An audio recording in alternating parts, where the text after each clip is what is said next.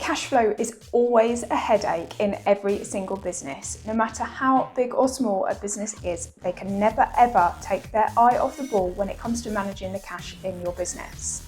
And if you are a business that offers credit to your customers and allows them to pay you after you've delivered goods or service, then often one of the most effective ways to improve cash flow in your business on a long-term basis is to improve your credit control procedures and to collect cash from your customers more effectively.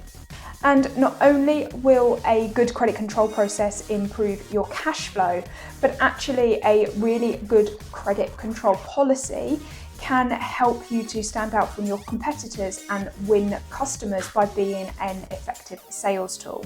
And I know a thing or two about credit control and cash collection because when I worked as a finance director in the corporate world, the business that I worked for had about 25 to 30 million pounds outstanding at any one point from its customers. And the credit control team ran like a well-oiled machine, and we had an incredibly low rate of default payments. So I'm going to give you my top tips on what you can do to improve the credit control and cash collection processes in your business, which will not only improve your cash flow, but help you to win new customers too.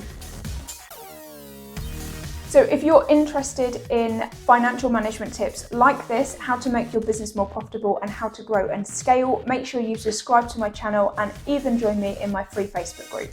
So I'm going to share with you my 6 top tips on what you can do to improve the cash collection in your business.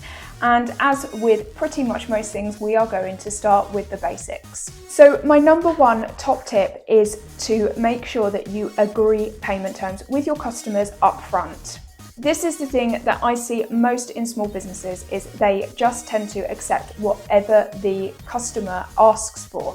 And this is particularly true if you're dealing with large businesses. Their default payment terms will likely be 60 or even 90 days from invoice. So you need to get terms and conditions signed up front and agreed with your customer and make sure that it's printed on the invoice, because this is often the most effective way of getting your customer to pay on time is just to simply refer them back to the T's and C's.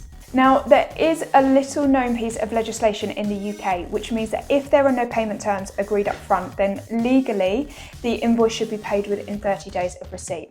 But if I'm honest, in my time working in finance, I have hardly ever seen any business refer to this. Your customers are going to be very unlikely to take you seriously if you are defaulting to this legislation constantly. So having terms and conditions in place, and more importantly, having standard payment terms is really critical, but it also helps you look like you are a more sizable and capable business. So my second tip is to make sure that you are always up to date with your admin. So it's a simple case of making sure that when you are taking orders from your customers, if they need a purchase order reference, you always get this at the point of ordering. So you build this into your order process.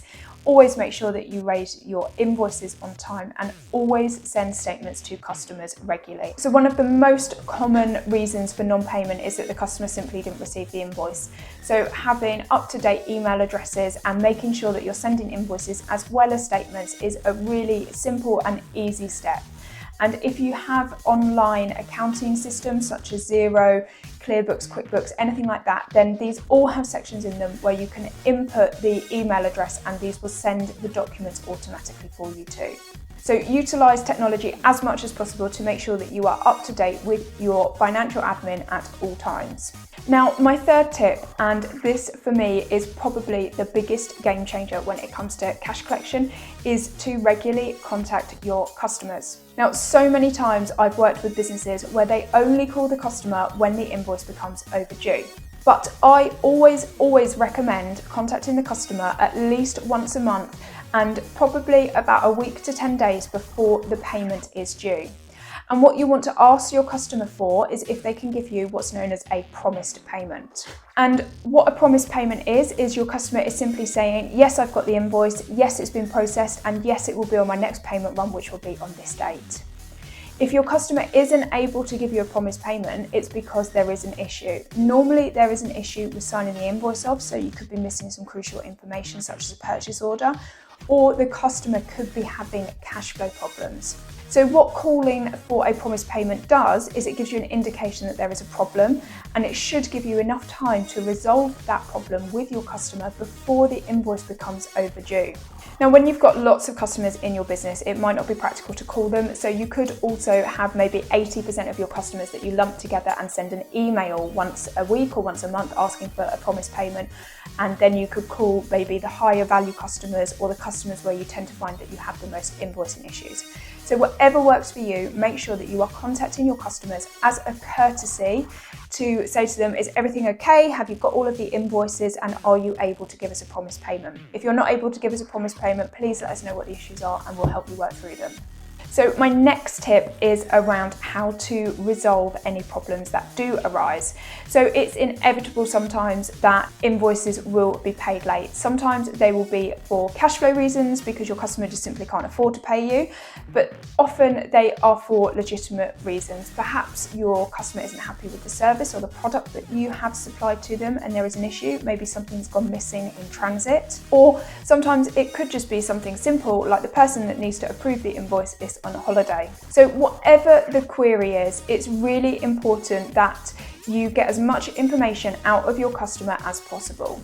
Now, often with particularly bigger businesses, if you're dealing with larger companies that are your customers, then you will be dealing with the person in the finance department, the accounts payable team, and they might not be in the know with all the information. And they will have lots of things to do, and getting your invoice approved will be quite low on their priority list. Therefore, as much as possible, you need to take control of this situation and take the action to resolve the issue. So if they say to you, for example, Jane in purchasing hasn't signed the invoice, ask if you can call Jane and speak to her to see if she has any queries that you can help with. And some basic administration skills really do help here. So simple things like agreeing actions, following up with emails, and agreeing when you will next call people or when you will next get an update is really, really important. Without agreeing these key milestones and timelines, it's very easy for these things to just simply drag on unnecessarily. So my fifth tip is to know your customers. Now, particularly as your business gets bigger and you're dealing with more and more customers, the practicality of keeping on top of the debts that every customer owes to you goes out the window. So it's really important that you know what is normal for your customers. So for example, a customer may always pay you every Monday. If that customer has paid you regularly for a few years now, then you probably don't need to be keeping an eye on them. But what you do want to do is check every Monday to make sure that you've had a payment from them. And if you haven't, then it's a red flag that you need to deal with. So by knowing your customers, knowing their payment habits, and knowing what's normal for them, this will help you focus your attention on where it needs to be focused. So often you get swept up into focusing on the high value customers when actually you want to focus on the customers that generally have a high rate of not paying you on time or having problem invoices, because these are the customers that are more likely to pay you late. And leading nicely on from number 5 is my 6th tip, and that is to not outsource your credit control. So often this is a service that bookkeepers or accountants will offer, and they'll say that they'll do your credit control for you. But the problem with outsourcing it is that they will not know your customers. So they don't know what's normal for your customers, and therefore they will likely chase everything that is outstanding, even if it's normal for a customer to always pay you, for example, 5 days late. As long as it's regular like clockwork, then I would say that's probably not where you want to ruffle feathers and focus too much. But also how that person speaks to your customer and how that person interacts with your customer says a really, really important part of what the culture in your business is like. Now, if that person does not work for you and is an outsourced bookkeeper or accountant, you have no control over how they are talking to your customers and what they are saying. And it's often very easy in cash collection to resort to saying things like, your account is on stop, we will not be able to release any further orders. And when customers hear this, this can be a really emotional thing for them to hear, and they often have a very negative reaction. So the language that is used is very, very important. So saying something to your customer like your account is on stop until you pay us is very different to saying something like, the system automatically puts overdue accounts on stop at the moment, and I'll keep it under review as we're trying to resolve this. And my final tip for improving your cash collection and credit control processes is to build relationships with your customers. Credit control and giving credit to customers is all about managing risk. So there's 2 risks associated with credit control. There is the risk that your customer won't be able to pay you at all, and there is the risk that they will pay you late. Now, the biggest risk, of course, is that your customer won't be able to pay you at all. And this is very different to your customer needing some extra terms and a little extension on their payment date. And this is where it's really, really important that you are close to your customers and you know exactly what the risk is. And this is often where the most long-term relationships are built with your customers. That if your customer is having cash flow issues and it is a timing issue rather than a profitability or long-term financial stability issue, then allowing them a little bit extra breathing space to pay the invoices is going the extra mile for your customer, and your customer will become incredibly loyal because of you extending this generosity to them. So it's really important to build relationships with your customers, get to know them, and use credit control as a sales tool to support your customers and not to beat your customers with. So those are my 7 tips on how to improve cash flow in your business by improving your credit control and cash collection processes. If you found this video helpful, make sure you subscribe to my channel by clicking on the link below.